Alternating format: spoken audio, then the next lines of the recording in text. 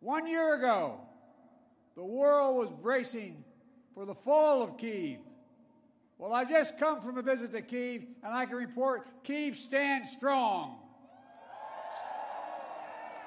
Kyiv stands proud. It stands tall. And most important, it stands free.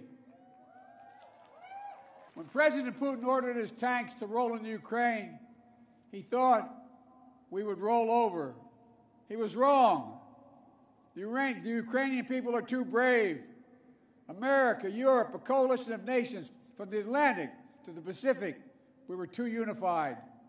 Democracy was too strong. Instead of an easy victory he perceived and predicted, Putin left with burnt-out tanks and Russia's forces in disarray. He thought he'd get the Finlandization of NATO.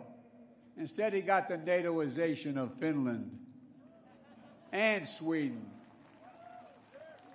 He thought NATO would fracture and divide.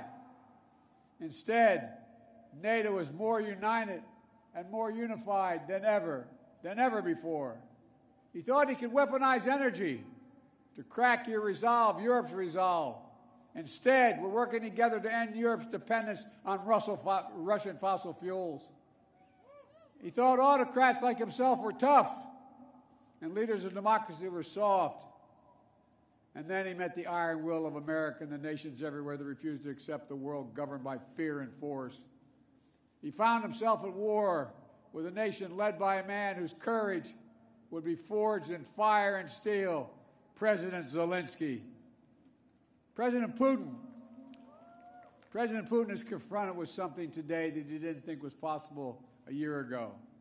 The democracies of the world have grown stronger, not weaker. But the autocrats of the world have grown weaker, not stronger.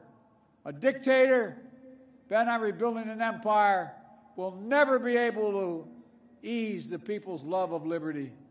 Brutality will never grind down the will of the free. And Ukraine will never be a victory for Russia. Never.